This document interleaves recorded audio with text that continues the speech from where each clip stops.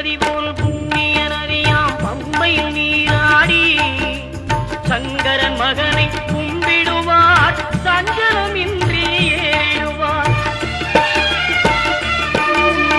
நீலிமலை ஏற்றம் சிவபாலனும் ஏற்றிடுவார். காலமெல்லாம் நமக்கே அருள்காவலராயிருப்பார். தேகபலம் தா பாதபலம் தா தேகபலம் தா பாதபலம் தா தேகபலம் தாய